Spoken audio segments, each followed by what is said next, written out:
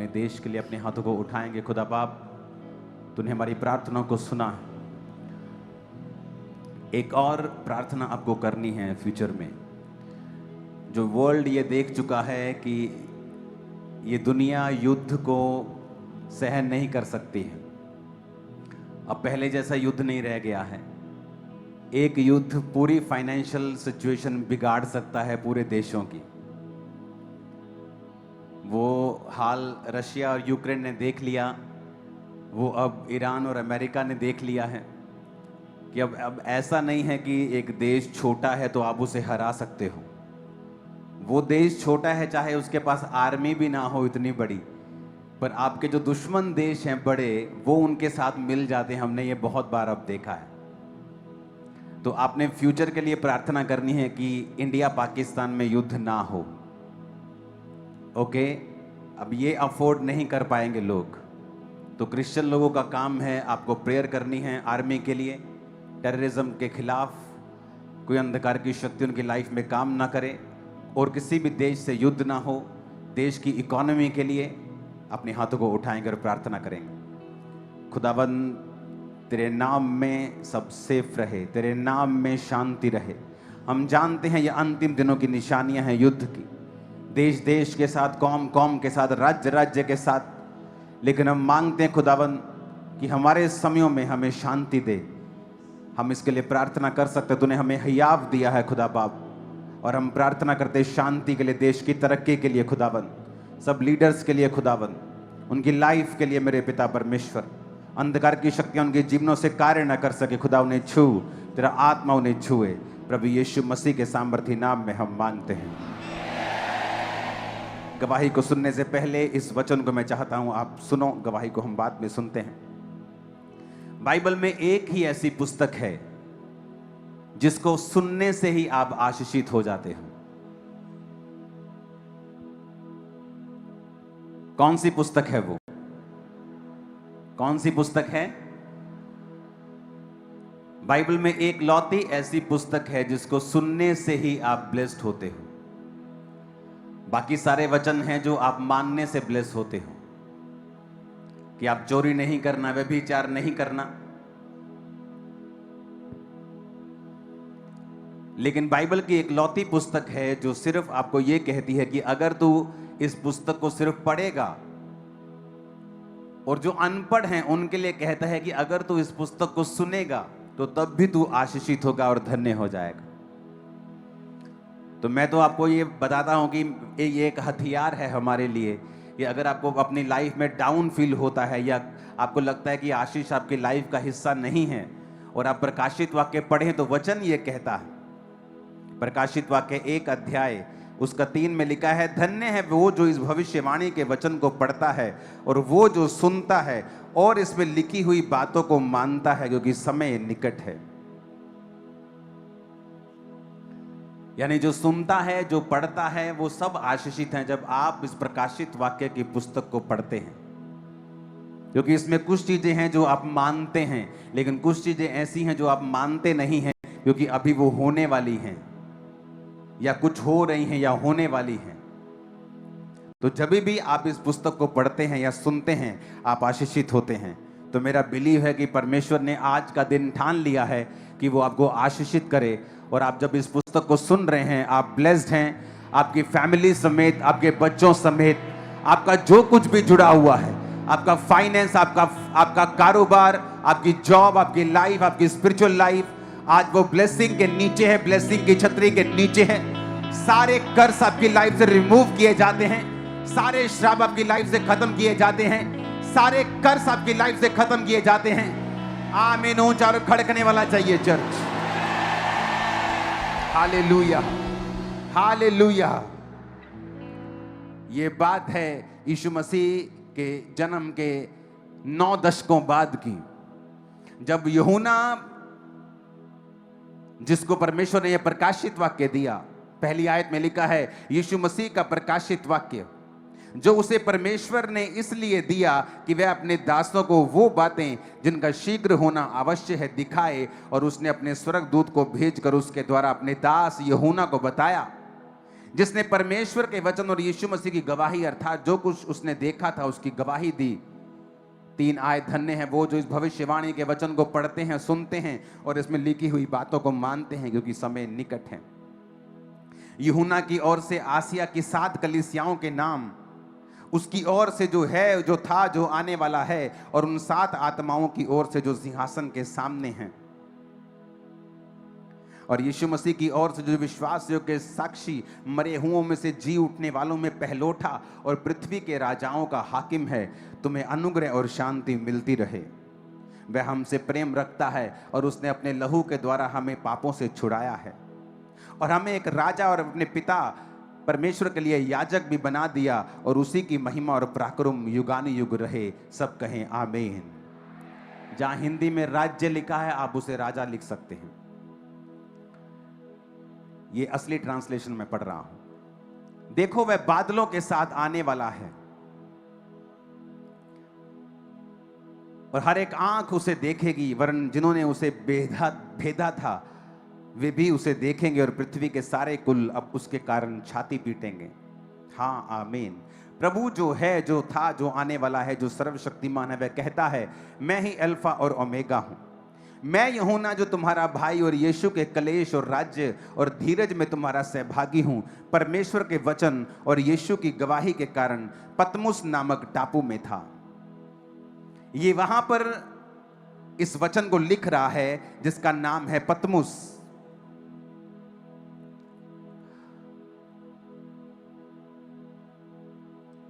और ये पतमुस नामक जो टापू है, ये 50 मील यानी 80 किलोमीटर के दूर है जहां ये यूहन्ना रहता था। जब रोमी अंपायर ने यह देखा कि जो यूहन्ना है इसका इन्फ्लुएंस बढ़ रहा है, उनको धर्म से मतलब नहीं था, लेकिन उनको पॉलिटिकल मतलब था कि यूहन्ना का जो लोगों के ऊपर इन्फ्लुएंस है वो बहुत ज्यादा है। लोग यूहन्ना की बात बहुत ज्यादा मानने लगे थे। उन्हें मालूम था ये परमेश्वर का सच्चा दास है, तो लोग जो पॉलिटिकल लोग थे वो उससे भय खाते थे, और उन्होंने फैसला किया कि हम यूहन्ना को मार देंगे। और जब यूहन्ना को मारने का फैसला हुआ तो उसको बुलाया गया और उसको जलते हुए तेल में डाल दिया गया। और हिस्ट्री बताती है कि यूहन्ना जलते हुए तेल से बाहर आया और उसके शरीर पर एक भी खरोंच का निशान नहीं था।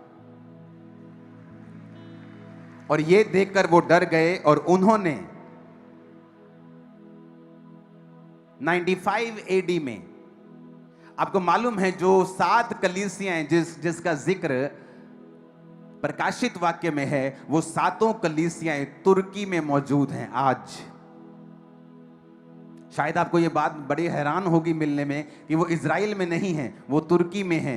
जिन 7 कलीसियाओं का नाम इस प्रकाशित वाक्य में है, और वो आज भी जगहें वहां मौजूद हैं, वहां चर्चेस बनी हुई हैं।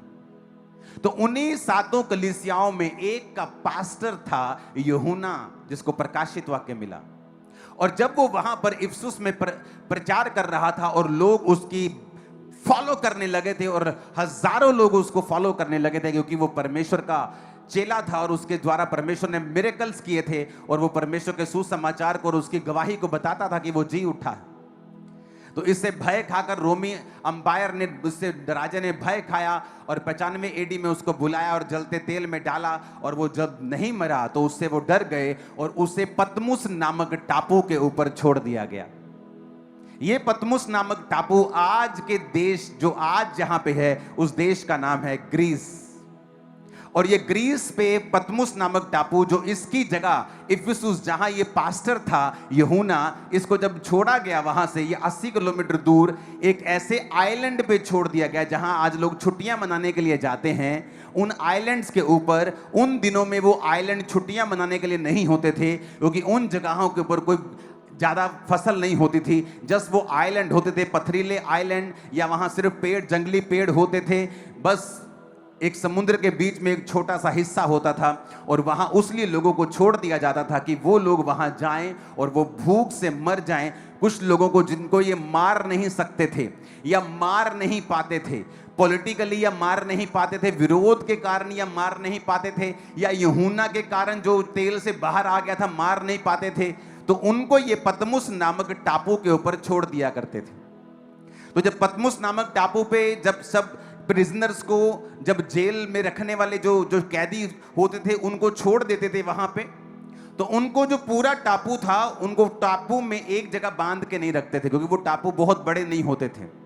तो उन टापुओं के ऊपर वो लोग उनको छोड़ देते थे और वो जो कैदी थे सारा टापू घूम सकते थे, लेकिन उस टापू के ऊपर जिस तरह कैदियों को जेल में सरकार द्वारा खाना दिया जाता है, वहां पर उनको खाना नहीं दिया जाता था। तो मोस्टली जो कैदी पतमुस नामक टापू के ऊपर भेज दिए जाते थे, थोड़े ही महीनों के अंदर अंदर कम खाना खाने की वजह से उनकी डेथ हो जाती थी, वो कमजोर पतले हो जाते थे, फिर वो मर जाते थे। तो इसलिए कि यूहन्ना को वहां पे डाल दिया गया कि हम इसको वैसे मार नहीं पाए, तो ये अपनी मौत वहां पे मरे। और उनको मालूम था कि कुछ ही हफ्तों और महीनों में यूहन्ना वहां पे जाएगा, क्योंकि वो बूढ़ा हो चुका है, वो बिल्कुल अपनी ओल्ड एज में है। एक 90 साल के बूढ़े को आप एक सुनसान टापू के ऊपर छोड़ देंगे तो वो वहां पे क्या कर लेगा? कितनी की मछली पकड़ लेगा? कितना काम कर लेगा? क्या वो खाएगा? कुछ नहीं। तो उन्होंने इसलिए कि ये मर जाए उसको पतमुस नामक टापू के ऊपर छोड़ दिया। और जब उसको टापू के ऊपर छोड़ा, आप हैरान होंगे, आपकी क्रिश्चियन लाइफ कई बार ऐसे फेसेस से गुजरती है, ऐसे ऐसे कंडीशन से होके गुजरती है जहां आपको लगता है कि आप डेथ के करीब हैं, जहां आपको लगता है कि आपकी लाइफ बहुत बड़े ट्रबल में चली गई है, बहुत बड़े मुश्किल में चली गई है, जहां कोई रास्ता आपको नजर नहीं आता है, जहां आपके जैसे जो आपके दशा में लोग हैं वो मर रहे हैं आपकी आंखों के सामने, जिस तरह यूहन्ना की आंखों के सामने उस पतमुस नामक जो टापू था उसके कैदी मर रहे थे। आज भी जब आप उस पतमुस नामक टापू के ऊपर जाएंगे, जिस जगह के ऊपर परमेश्वर ने यूहन्ना को दर्शन दिया था, 10 आयत में लिखा, मैं प्रभु के दिन आत्मा में आ गया और अपने पीछे तुरही सा बड़ा शब्द ये कहते हुए सुना, जो कुछ तू देखता है उसे पुस्तक में लिखकर 7 कलीसियाओं के पास भेज दे, अर्थात Ephesus, Smyrna, Pergamum, Thyatira, Sardis, Philadelphia, Laodicea. ये 7 कलीसियाएं आज तुर्की में मौजूद हैं। आप यहां जा सकते हैं, आप इस जगहों पे घूम सकते हैं। वहां आज भी चर्चिस हैं, आज भी सारी हिस्ट्री वहां पे मौजूद है। तब मैंने उसे जो मुझसे बोल रहा था देखने के लिए अपना मुंह फेरा और पीछे घूमकर मैंने सोने की 7 दीवटें देखी। उन दीवटों के बीच में मनुष्य के पुत्र सदृश एक पुरुष को देखा, जो पांव तक के वस्त्र पहने, छाती पर सोने का पटका बांधे हुए था। उसके सिर और बाल श्वेत यानी वाइट थे, वरन पाले के समान उज्जवल थे। उसकी आंखें आग की ज्वाला के समान थी। उसके पांव उत्तम पीतल के समान थे, जो मानो भट्टी में तपाया गया हो। और उसका शब्द बहुत जल के शब्द के समान था। हालेलुया। अब उसे यीशु मसीह के दर्शन होते हैं और यीशु मसीह उसे दिखाई देते हैं और उसे कहते हैं, जो कुछ तू देख रहा है उसे लिख ले। जब आप मसीह में आते हैं, बाइबल में एक बड़ी गहरी बात लिखी है। लोगों को लगता है कि ऐसा क्यों लिखा है? बाइबल में लिखा है, अन्याय क्यों नहीं सहते? जब लोग तुम्हारा विरोध करते हैं तो तुम आनंदित क्यों नहीं होते हो? अब यहां पर जो रोमी लोग हैं वो आनंदित हो रहे हैं कि हमने एक डिसाइपल को मार दिया, क्योंकि पतमुस नामक टापू से ये 90 साल का बूढ़ा ये वापिस जिंदा आने वाला नहीं है। कलीसियाएं दुखी हैं क्योंकि उनके सेवक को उठा लिया गया है, जो बिल्कुल एक गढ़ की तरह है। लेकिन आगे क्या हुआ? जिस गुफा में, जिस जगह के ऊपर यूहन्ना को परमेश्वर ने दर्शन दिया और कहा, जब उसने देखा तो उसने क्या देखा? बाल श्वेत यानी वाइट हैं, जो बुजुर्गी को, समझदारी को दर्शाता है। हम बोलते हैं ना कई बार, यार तेरे तो बाल चिट्टे हो गए, हुण तां अकल दी गल कर ला, यानी जब बाल वाइट हो जाते हैं तो वो बुजुर्गी को, समझदारी को दर्शाता है। तो परमेश्वर के बाल जब देखे गए तो वो वाइट थे, उज्जवल थे, यानी वो समझदार है, वो बुद्धिमान है। उसकी आंखें आग की ज्वाला के समान थी। जब आप आग में चीजों को डालते हैं, जब आप सुनियारे के पास जाते और बोलते ये सोना मेरा जरा करना, इसको बेचना है, तो वो आपकी शक्ल देख के आपको पैसा नहीं देता, वो सोने को आग में डालता है, क्योंकि आग झूठ नहीं बोलती, इंसान बोलता है। आग दिखा देती है कि इसमें कितना सोना है और कितना पीतल है और कितनी चांदी है और कितनी अशुद्धता है। तो जब परमेश्वर ये दिखा रहा है कि मेरी आंखें आग की ज्वाला के समान है, यानी मेरी आंखों से कुछ भी छुपा हुआ नहीं है। मैं तुम्हारे मन की बातों को भी जानता हूं, जो तुम्हारा दुश्मन सोचता है ये भी जानता हूं, जो तुम्हारे लोग सोचते हैं मैं ये भी जानता हूं। तुम मेरे सामने जब आते हो तो मैं सब देख सकता हूं, क्योंकि आग जो ज्वाला है आग के समान उसकी आंखें हैं, उससे कुछ भी छुपा हुआ नहीं है। वो तुम्हारी हर एक सीक्रेट को जानता है। उसके आगे लिखा, उसके पांव उत्तम पीतल के समान थे। जिन भट्टियों में चीजों को क्रश किया जाता है वो पीतल की होती हैं मोस्टली। पीतल एक हार्ड धातु है, ये मोल्ड नहीं होती, ये खराब नहीं होती, ये खत्म नहीं होती, टूटती नहीं जल्दी। तो जब पांव पीतल के समान है, इसका मतलब न्याय भी है, इसका मतलब मजबूती भी है। और जब ऐसा दर्शन यूहन्ना पा रहा था, जिस जगह यूहन्ना ने दर्शन पाया, उस गुफा की पिक्चर है मेरे पास, वो दिखाना जरा। इस जगह क्या आप दिखा सकते हैं सब तरफ? इस जगह यूहन्ना ने परमेश्वर के प्रकाशित वाक्य को पाया था। यह पतमुस नामक टापू आज भी है, और जिस जगह उसने परमेश्वर के दर्शन को पाया था वो जगह आज भी वहां मौजूद है, और दुनिया भर के सैलानी वहां जाते हैं हर साल। ये ग्रीस में आज भी मौजूद है। अब यहां पर इस जगह के ऊपर परमेश्वर उसे दर्शन दे रहा है, और उसे वो दे रहा है जो आज तक हिस्ट्री में कभी किसी को नहीं मिला था। जो आज तक जब से धरती बनाई गई थी वो बातें किसी मनुष्य को नहीं बोली गई थी, जो यूहन्ना को इस जगह के ऊपर बताई गई।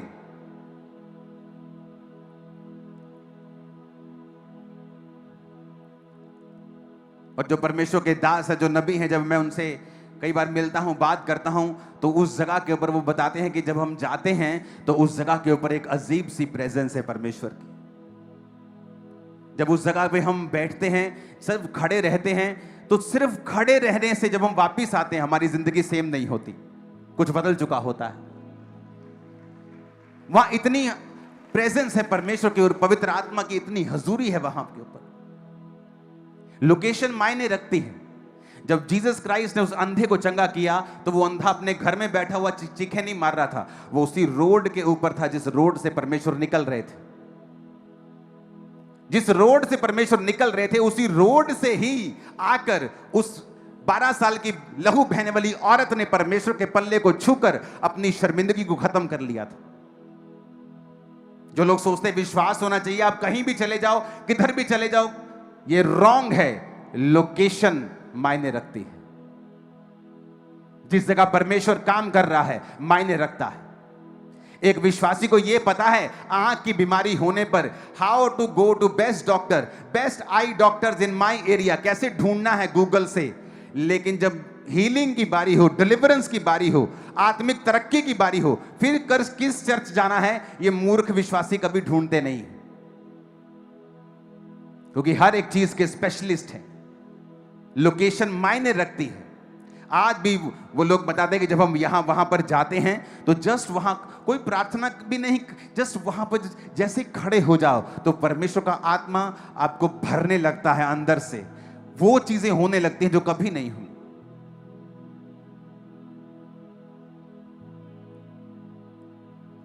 और जब यहां पर परमेश्वर का प्रकाशित वाक्य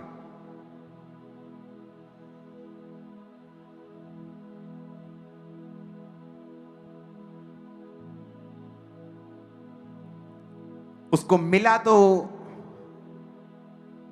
लोगों के हिसाब से वो पनिशमेंट के नीचे है, वो दुखी हो रहा है, उसको हमने नप लिया, ਉਹਨੂੰ ਅਸੀਂ ਦੱਬ ਲਿਆ, पर वो एक ग्रेटेस्ट काम करने जा रहा है। इमेजिन,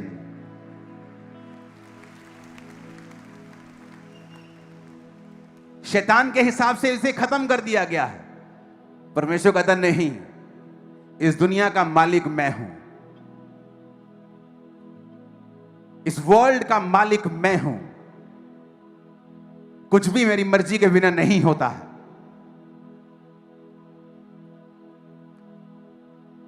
उन टापू में थोड़ी सी पॉपुलेशन पर यूहन्ना ने प्रचार किया, और जहां यूहन्ना को मर जाना चाहिए था भूख से, उसी टापू के लोग उसे खिलाते रहे, उसके चेले वहां पे खाना भेजते रहे। कुछ चेले वहां पे गए इंक लेके, पेन लेके, जो वहां तब के होते थे, खाना लेके, और जो कुछ यूहन्ना ने उन्हें लिखाया उसने वो लिखा। यूहन्ना जिंदा रहा, 18 महीने बाद फिर वापस लौट आया, और फिर अपनी पूरी उम्र भोग कर वो मरा और परमेश्वर में सो गया।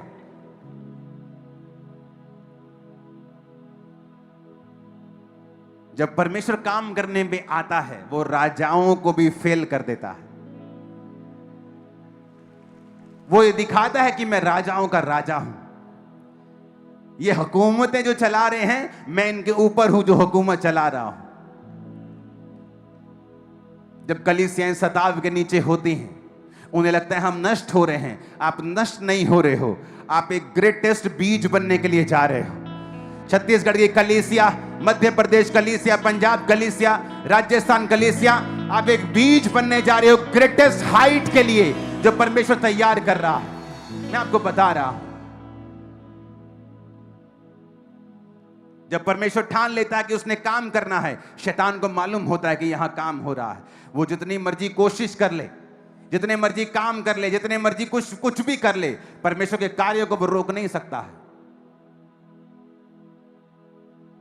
उस समय दुख लगता है कि ओह, यूहन्ना को कैसे बंदी बना लिया गया, परमेश्वर ने इसे छुड़ाया क्यों नहीं। लेकिन परमेश्वर जानता था कि मैंने इसे वो प्रकाशित वाक्य देना है जो पॉसिबल नहीं है इफिसुस में रहते हुए कि ये लिख पाए। तो परमेश्वर ने उस टापू में उसे भेजा जो बियाबान था, जो सुनसान था, जहां बहुत ही कम आदमी थे, बहुत कम, खाने नाम की कोई चीज नहीं उगती थी वहां पे। बहुत कम खा खा कर, कहीं कहीं से कुछ खा लिया, कोई मछली खा ली, कहीं कोई नारियल पी लिया, तो लोग स्टारवेशन से, भूख से और कमजोर होकर वहां पे मर जाते थे। लेकिन परमेश्वर का कार्य देखो, वो कहता है सब बातें मिलकर भलाई को पैदा करती है जो मुझसे प्रेम करते हैं, अर्थात वो जो मेरी इच्छा के अनुसार बुलाए गए हैं। आपकी लाइफ में कई बार आपको लगता है कि ये क्या हो गया, इतनी बड़ी मुसीबत कैसे आ सकती है, लेकिन आप नहीं जानते उस मुसीबत से परमेश्वर एक बहुत ग्रेट चीज निकालने वाले हैं। वो ऐसी ग्रेट होगी, सदियों तक याद रखा जाएगा उसे। वो ऐसी ग्रेट होगी जबकि 7 पीढ़ियों तक, 1000 पीढ़ियों तक जाएगी। वो ग्रेटनेस ऐसी आपकी स्पिरिट में परमेश्वर डाल देगा। जो श्राप आपकी जनरेशन से चलता आ रहा था, अब आपकी लाइफ में जो डीएनए वो चेंज हो चुका है, जो सक्सेस का डीएनए आपकी लाइफ में परमेश्वर डाल चुका है, वो जब तक यीशु मसीह नहीं आएगा, चाहे 1000 पीढ़ियां हो, अब वो पीढ़ी दर पीढ़ी आपकी लाइफ से जाएगा। क्या ये छोटी बात है चर्च? नहीं, ये छोटी बात नहीं है, क्योंकि परमेश्वर जो कर रहा है वो बड़ा है। जो आपकी लाइफ में वो कर रहा है वो बड़ा है। आपको स्पिरिचुअल आईज ओपन करनी होगी और परमेश्वर के सामने देखना होगा, क्योंकि वो आपकी लाइफ में उस छोटे से दुख से, उस छोटी सी पीड़ा से, उस छोटी सी परसिक्यूशन से जो आपकी लाइफ में हो रही है, वो बड़ा कुछ करने के लिए जा रहा है। लोग निराश हो जाते हैं, उनकी लाइफ में थोड़ा सा दुख आता है, परमेश्वर के लिए थोड़ी सी परसिक्यूशन आती है, वो निराश हो जाते हैं, उनका नेचर चेंज हो जाता है, क्योंकि वो परिपक्व नहीं है। वो जानते नहीं हैं कि परमेश्वर ने उनके चैप्टर को बंद नहीं किया है। हालेलुया। वो एक नई स्पीड के लिए उसने किया है। उसने थोड़ी देर के लिए आपको रोका है, आपकी सर्विस करने के लिए। उसने थोड़ी देर के लिए आपको स्टॉप किया है, आपको कूल करने के लिए। आप डबल स्पीड से आगे भागने वाले हैं। और आमीन खड़कने वाला चाहिए शैतान के कानों।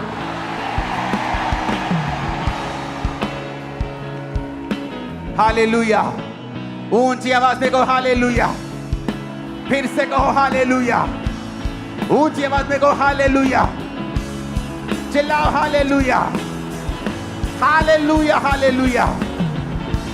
अपने जीवन के सब शताबों के लिए बोलो थैंक यू जीसस। सब दुखों के लिए बोलो थैंक यू जीसस। सब परीक्षाओं के लिए बोलो थैंक यू जीसस। जो खुदाबंद बड़ा कर रहा है मेरे जीवन में, थैंक यू जीसस। ऊंची आवाज में कहो मैं आगे बढ़ रहा हूं, मैं आगे बढ़ रही हूं। ये शैतान मुझे रोक ना पाएगा, ये सताव मुझे रोक ना पाएगा। Thank you Jesus. ऊंची आवाज में कहो हालेलुया। फिर से कहो हालेलुया, हालेलुया। आमीन, आमीन। जब आपको लगता आपका चैप्टर बंद हो गया, एक नया चैप्टर खुलने के लिए जा रहा है। यह भविष्यवाणी आपके लिए, आपके परिवार के लिए, आपके कैरियर के लिए है। एक नया चैप्टर आपकी लाइफ में खुलने जा रहा है, जो आपकी लाइफ का मोस्ट ब्यूटीफुल चैप्टर होगा। ओ आमीन। खड़कने वाले साथ चाहिए ऊंची आवाज के। आमीन, आमीन, आमीन, आमीन, आमीन, आमीन, आमीन। हालेलुया। जब मैं सेवकाई के लिए बुलाया गया था और परमेश्वर ने मुझे अपने आत्मा से विश्वासियों के घर दिए थे, मैं उनको जानता नहीं था। और परमेश्वर की आत्मा ने मुझे कहा था बाइक लेके चल इस गांव में, और उस गांव में परमेश्वर ने कहा रुक, इस गली के पास रुक और यहां पूछ कि यहां इस गली में कौन क्रिश्चियन है। उन्होंने कहा आप जिस गली के बाहर रुके हो यहां एक ही घर क्रिश्चियन है, पूरी कॉलोनी में एक ही घर क्रिश्चियन है, और जिस गली के बाहर आप रुके हो इसी गली में है, और जिस घर में वहां छोटा सा पीला सा बल्ब जल रहा है वही क्रिश्चियन है। और दूसरे घर में जहां मैं गया उनके पास बेबी नहीं था, वो भी मेरे सामने 5-7 गांव छोड़ के। और उस गांव में जब मैं गया और परमेश्वर ने कहा रुक और यहां पूछ कौन क्रिश्चियन है। उस व्यक्ति से पूछा यहां कौन क्रिश्चियन है, कहा यहां 2 घर क्रिश्चियन हैं, और जहां आप रुके हो ये आपका बिल्कुल सामने वाला घर, यहां यही क्रिश्चियन है। उनके घर में अंदर गया, उन्होंने मुझे जब मैंने जय मसीह की बोला, उन्होंने मुझे रिसीव किया। मैंने कहा मैं यहां रहता हूं खामरा में, मैंने चर्च स्टार्ट की है, आप आया करो। कहती बहुत मैं बीमार बहुत मेरे लिए प्रेयर कर। मेरी कुड़ी लिए प्रेयर करो तो मुंडा तो बच्चा नहीं हुंदा। मैं कहा मैं प्रेयर करूंगा आपके लिए, डोंट वरी। जब प्रेयर हुई उसके बेबी हुआ उसी साल। अमेजिंग मिरेकल फर्स्ट डे से। सुनो, मिरेकल्स होने के बाद, डिलीवरेंसेस होने के, जब ये चल रहा था मेरी लाइफ में एक सिकनेस एंटर करती है और मुझे बुखार होना शुरू होता है। रोज 103, 102, 101 क्रोसिन खा रहा हूं, बुखार उतर रहा है, क्रोसिन छोड़ दी, बुखार चढ़ गया। 1 दिन 2 दिन 3 दिन 2-3 दिन बुखार चढ़ जाए आदमी की हालत बुरी हो जाती है। ये भाई साहब उतरने का नाम नहीं ले रहे। 2 महीने 3 महीने आप कितनी पैरासीटामोल खा लोगे, आपका शरीर खराब कर देगा वो। टेस्ट होने शुरू हुए, टेस्टों में कुछ पकड़ में नहीं आ रहा है, बुखार बढ़ता जा रहा है, कमजोरी बढ़ती जा रही है। टेस्ट हो रहे हैं कि कभी किसी बीमारी के लक्षण आ रहे हैं। ब्रूसेलोसिस नाम की बीमारी है, जानवरों से आती है, इस बुखार का इलाज नहीं होता, डेथ हो जाती है। इतना मैं कमजोर हो गया कि कंघी तक पकड़नी मुश्किल हो गई। और तब मैंने सोचा शायद मेरी लाइफ का एंड होने वाला है। हमें मालूम नहीं होता कि आपकी लाइफ की जो शुरुआत होनी है, आपकी लाइफ की जो चढ़ाई होनी है, उससे पहले हो सकता है शैतान आपको डाउन करने की कोशिश करे। और परमेश्वर अलाउ करता है कई बार परीक्षाओं को आपकी लाइफ में। और मैं जानता नहीं था, जहां मुझे लग रहा था मेरी लाइफ एंड हो रही है, परमेश्वर भारत की सबसे बड़ी कलीसिया की बुनियाद को डाल रहे थे और उसे खड़ा करने के लिए कैसे करना है। इमेजिन करो, उसमें मुझे कुछ मालूम नहीं था क्या होगा, फ्यूचर में मेरे लिए क्या रखा है। इतना पता था बस परमेश्वर में आ गए हैं, मर गए तो स्वर्ग चले जाएंगे, बस इससे ज्यादा कुछ मालूम नहीं था।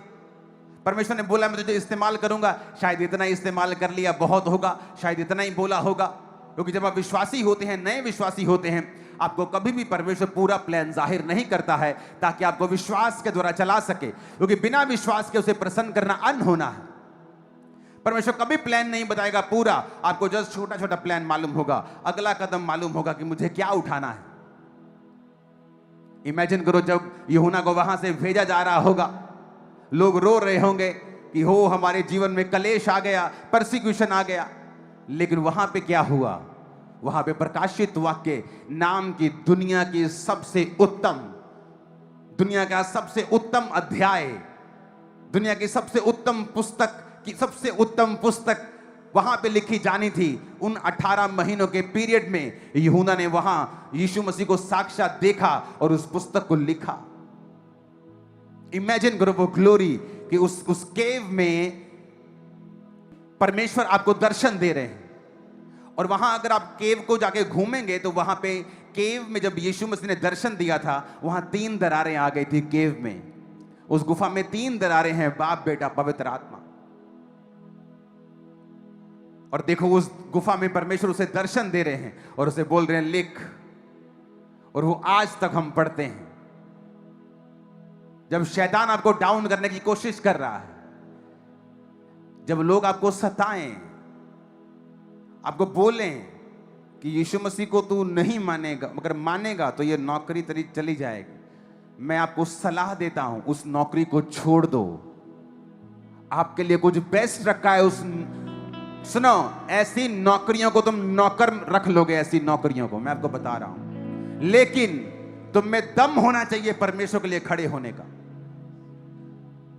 तुम्हें एमएलए बोल रहा है ना वहां का, सरपंच बोल रहा है वहां का, क्रिश्चियन नहीं होगा तो तेरे को बर्तन नहीं देंगे, तेरे घर में नहीं आएंगे, तेरी शादी नहीं होगी, तुझे बाहर निकाल देंगे, पानी नहीं देंगे। निकल जाओ वहां से, पानी पीना बंद कर दो वहां का। जो खुदा तुम्हें देगा वो कहीं बड़ा होगा, मैं आपको बता रहा हूं। ऐसा एक भी इंसिडेंट बाइबल में नहीं है जहां शैतान जीता हो और परमेश्वर हार गया हो। एक भी नहीं है पिछले 2000 साल में जब से कलीसिया आई है, एक भी नहीं।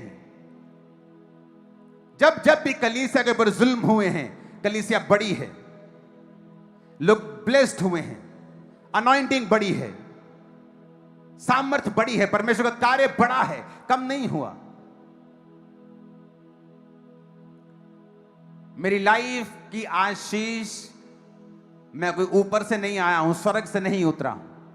मैंने भी स्ट्रगल किया है शरीर के साथ, शैतान के साथ, इच्छाओं के साथ।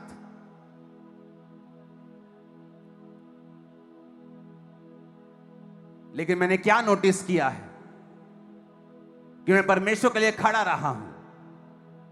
अगर किसी रिश्तेदार ने धमकी दी है छोड़ने की, तो मैंने पहले उसे छोड़ा है, मैंने छोड़ा है पहले।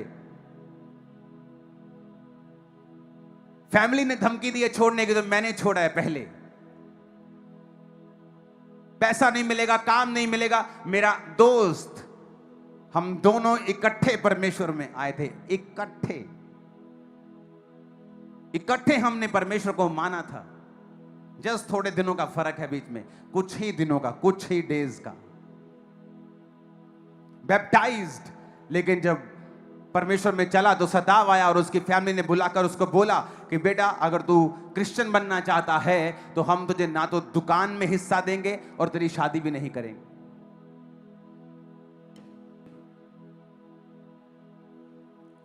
उसकी शादी हो गई 20 साल पहले, आज से 18 साल पहले। उसका सब कुछ जा चुका है आज। वो मां, वो बाप, कोविड के दौरान कोई चला गया, कोई बीमारी के दौरान चला गया, जवान भाई चला गया, अकेला रह के।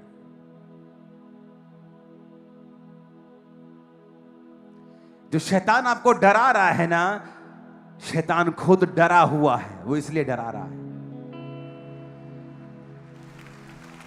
आज मेरी फैमिली कहां है? मसीह में है।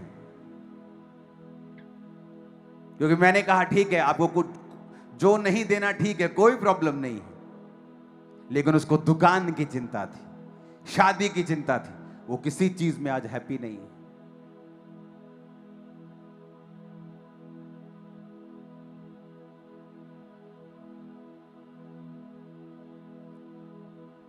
आपको लोग डराते हैं तो डराने दो उनको, उनके सताव को सहो, आनंदित रहो। तुम्हारा बाप कुछ ब्यूटीफुल लिख रहा है तुम्हारे लिए, कुछ जबरदस्त तुम्हारी लाइफ में होगा। समय दो परमेश्वर को। यहां तो इतने मूर्ख लोग हैं, 4 परसिक्यूशन आए, बपतिस्मा नहीं लेते, बोलते कल को शादियां कहां करेंगे। अरे तुम इतने तो मूर्ख हो। जो परमेश्वर कैंसर हील कर सकता है, जो मुर्दे जिंदा कर सकता है, तुम्हारी शादियां नहीं कर सकता क्या? यह अविश्वास इजराइलियों ने दिखाया था और उन्होंने कहा था हम वहां पे जाके हमने कोई बच्चे मरवाने हैं अपने। परमेश्वर ने कहा अब तुम वहां पे नहीं जाओगे, तुम्हारे बच्चे वहां जाएंगे। और उनमें से सिर्फ 2 लोग थे उन लाखों लोगों में से, उस जनरेशन की, जो वहां पहुंचे जहां परमेश्वर उनको लेके जाना चाहता था। अविश्वास।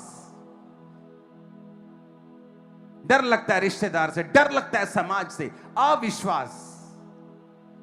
और परमेश्वर जो ग्रेट है, जो बड़ा है, वो हमारे विश्वास से बियॉन्ड काम नहीं करता। वो अंधे को कहता है तेरे अंदर क्या विश्वास है कि मैं ये कर सकता हूं? हां प्रभु मेरे अंदर विश्वास है। ठीक है, तेरे विश्वास के अनुसार तेरे साथ हो। कई कई जगहों के ऊपर उनको विश्वास नहीं था कि यीशु मसीह मेरे जीवन में ये प्रॉब्लम हल कर सकता है, क्योंकि यीशु मसीह उनका दोस्त था, क्योंकि वो उन्हीं में पला और बड़ा था। उनको विश्वास नहीं था। जहां विश्वास नहीं था तो बाइबल कहती परमेश्वर यीशु मसीह वहां बहुत सामर्थ्य के काम ना कर सका। सिर्फ कुछ बीमारों पर हाथ रख के उन्हें चंगा करके वो वहां से चला गया।